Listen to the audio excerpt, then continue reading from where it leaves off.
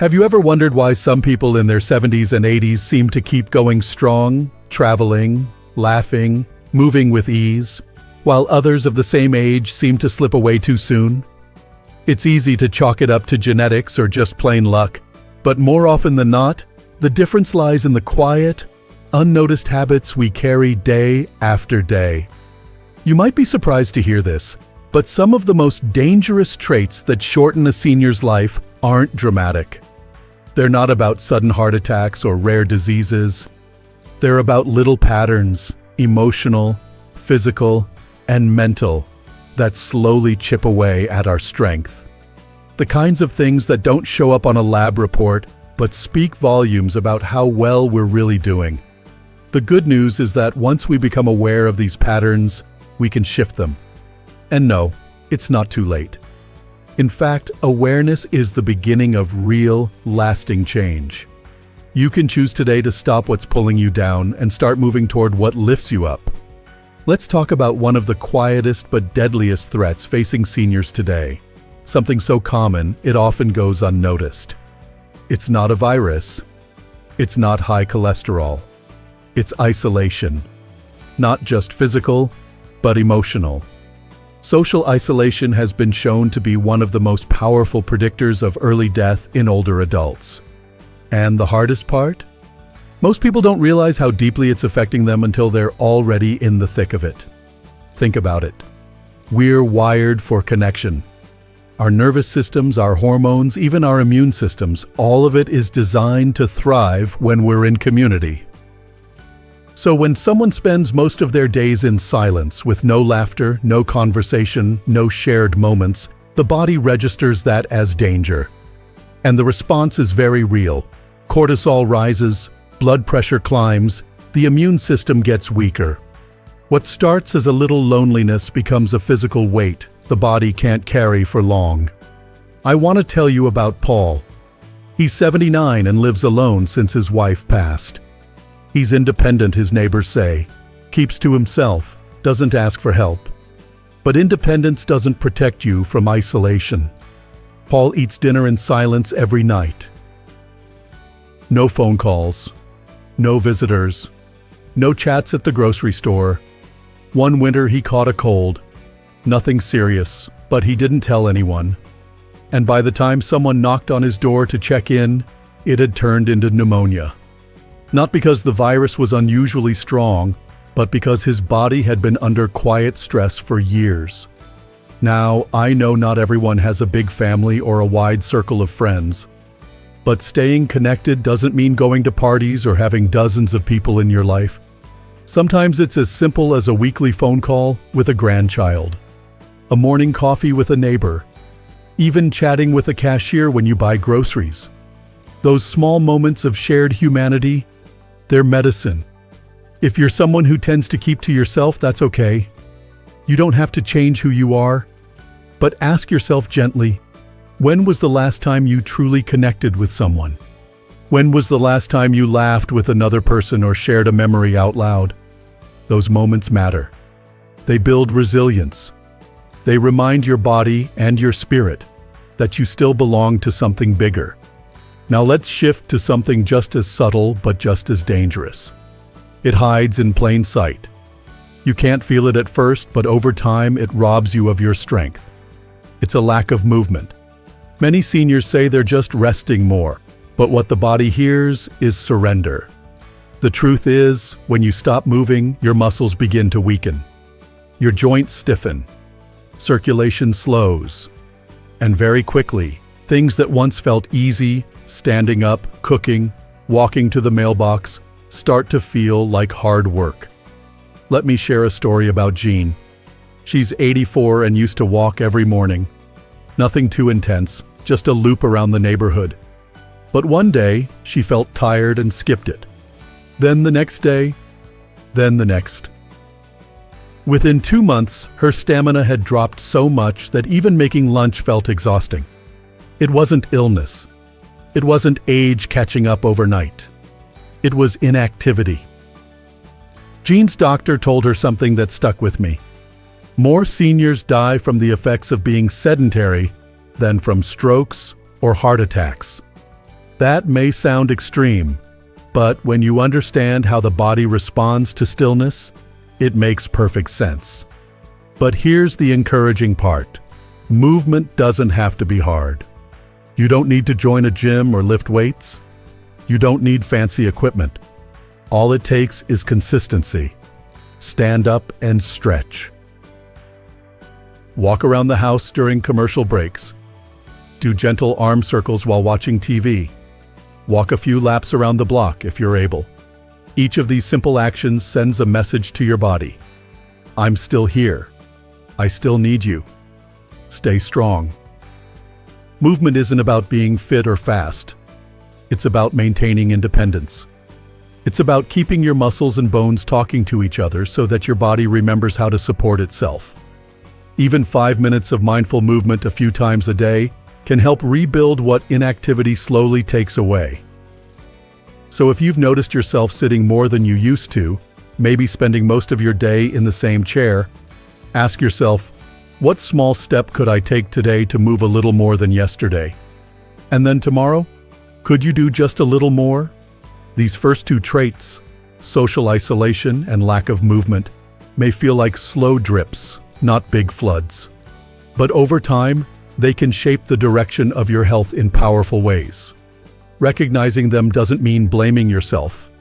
It means you care enough to do something different. And that, in itself, is a victory. Let's keep going, because there's another hidden trait we often overlook, and it's one that affects the heart and the mind in ways that can be just as dangerous. And that's emotional isolation. Now, this one is a little trickier to spot because, unlike being physically alone, emotional isolation can happen even when you're surrounded by people. You can be at the dinner table with family, sitting in a room full of others, or even watching TV next to your spouse, and still feel completely disconnected inside. It's that quiet feeling that no one really understands you anymore. That what's going on in your heart is something you can't explain, or maybe don't even want to try to. And with that silence comes a slow retreat. You stop reaching out. You let the phone go to voicemail. You tell yourself you're just tired or not in the mood or that people are too busy anyway. But here's the thing. When that kind of emotional distance becomes the norm, your body starts to feel it deeply. Studies have shown that emotional loneliness can increase the risk of death by almost 30%. That's not just a small factor, that's a red flag waving in your nervous system. Your brain and body thrive on meaningful connection. It's how we're wired, no matter how old we get. Let me tell you about Walter. He was 79. A quiet man who lost his wife after 45 years of marriage. At first, he still answered the phone when his daughter called. He'd go to the occasional family dinner. But slowly, the conversations felt harder. He stopped answering.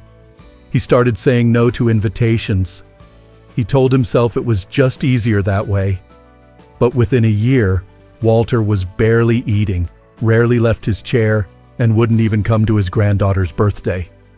Not because he didn't care, but because something in him had gone dim. It wasn't the loss of his wife alone that caused his decline. It was the emotional disconnection that followed. That deep, unspoken sense that he no longer had a place in the world. And when the heart feels like it doesn't matter anymore, the body begins to believe it. But here's the beautiful part. Emotional connection doesn't need to be complicated or dramatic. You don't have to suddenly open up to everyone you know. Sometimes it's just about showing up, even when you don't feel like it. Saying yes to that coffee invite. Responding to the text from your grandson. Sharing a memory, a laugh, a tear. Seniors who regularly stay emotionally connected, who volunteer, chat with neighbors, attend small gatherings, or even send letters, show not only better mental health, but stronger immune function and sharper memory. Why? Because emotional connection tells the brain, you're still part of something. You still matter. So if you've been pulling away lately, just take a moment to ask yourself, what is that withdrawal really costing me? Is the silence giving me peace, or is it quietly taking my spark? And speaking of rhythms that shape our health, there's another area that can have a surprising impact on your longevity. And it's something we don't always take seriously enough: your sleep patterns. Now, it's totally normal for sleep to shift a little as we age. Maybe you go to bed earlier or you wake up a bit more during the night. But what becomes dangerous is chronic inconsistency. Going to bed at wildly different hours, staying up late for no reason, sleeping during the day, and then struggling at night. Over time, this throws off your body's natural clock, what's called your circadian rhythm, and the consequences ripple through everything from your metabolism to your mood. You might feel tired but wired, foggy in the morning, irritable during the day. Your heart rate might be erratic, your blood pressure harder to regulate. Even your balance and memory can take a hit when your sleep is all over the place. Let me introduce you to Eleonora. She's 76 and used to stay up watching late-night TV, sometimes until 2 or 3 in the morning. Then she'd nap during the day to catch up, drink coffee in the late afternoon, and wonder why her energy was so unpredictable. Her doctor noticed something odd. Her blood pressure was all over the place. Her focus had dipped, and she had no consistency in how she felt day to day. But once she made a few small changes, turning off screens an hour before bed, sticking to the same sleep and wake times, and swapping her afternoon coffee for herbal tea, her mornings began to feel clearer. Her sleep deepened. Her energy evened out. And her doctor saw real improvement in her overall health. Sleep isn't a luxury in your 70s and beyond, it's medicine. It's when your body repairs cells, resets your mind, regulates your emotions. And when it's disrupted for too long, the risk of falls, memory loss, even heart episodes increases, especially in the early morning hours when the body is least prepared to cope. So if your sleep is off track, think of that not as a nuisance, but as a signal. Your body is waving a flag.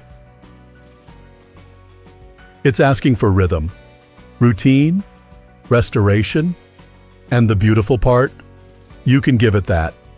A warm evening routine, calming music, a book before bed, consistent hours. Even these gentle acts can bring profound healing. Now we've covered 3 powerful signals so far, traits that don't shout but speak volumes.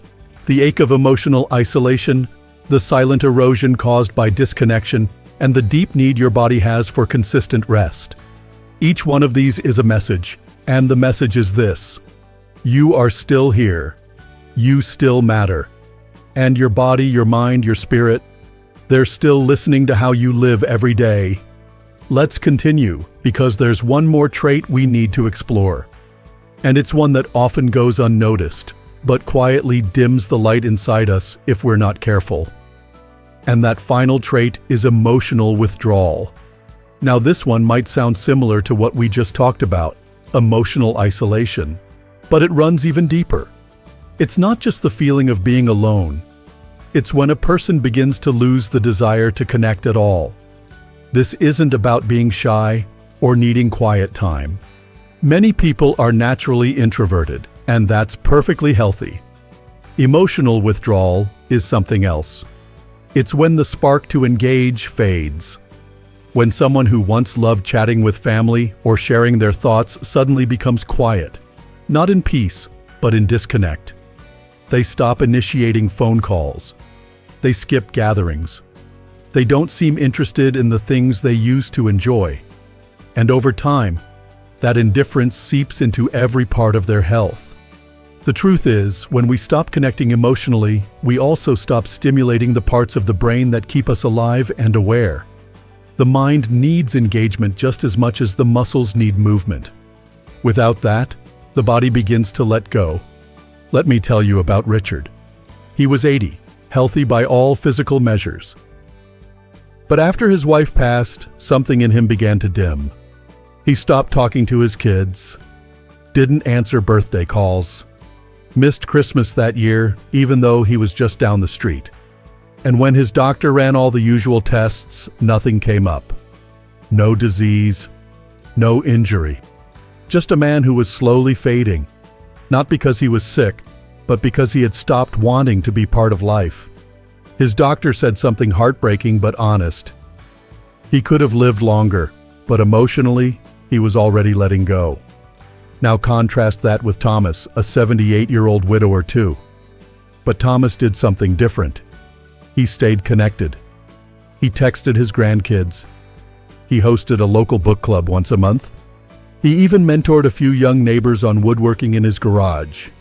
His life wasn't always cheerful. He still missed his wife every day, but he stayed emotionally active. And that emotional vitality, it kept his body sharp, his mind alert, and his spirit grounded. You see, it's not about always feeling happy. No one does, especially as we get older. It's about choosing engagement over withdrawal, choosing to stay involved, even when it feels easier to pull away. Because when the mind has something to hold on to, purpose, curiosity, connection, the rest of the body follows. So if you've noticed yourself losing interest in things you once loved, or pulling back from the people who care about you, ask yourself gently, what do I need to reconnect? Maybe it's a project you used to enjoy. Maybe it's a conversation you've been putting off. Or maybe it's just stepping outside and letting the sun touch your face for a few quiet minutes. Whatever it is, don't underestimate the power of a small emotional spark. One phone call, one shared laugh, one little moment of joy. That's all it takes to start turning the lights back on. Now, let's take a breath together and reflect. These 5 traits we've explored, social isolation, lack of movement, emotional disconnection, disrupted sleep, and emotional withdrawal, aren't just habits. They're signals, warnings. But not the kind meant to scare you, the kind meant to wake you up. And if you're feeling a little shaken after hearing them, that's okay. It means you're paying attention. And that awareness alone is powerful. It means you still care. It means you're not done yet. Because aging isn't just about watching numbers rise on a calendar. It's about staying connected to your body, your people, your purpose. And no matter where you are today, whether you feel isolated or full of energy, there is always room to shift. One tiny step at a time. Move your body. Call someone you love. Reclaim your sleep. Share how you feel. Choose connection over silence. Every time you do, you're telling your body, I'm still here, I'm still living. And that simple truth might be the most powerful medicine of all. If you found even one moment in this video helpful, I hope you'll take it to heart. And I'd love for you to share in the comments, what's one thing you're going to do differently this week? What's one area you want to strengthen again? Your voice matters here. Your story can inspire someone else who might be quietly struggling.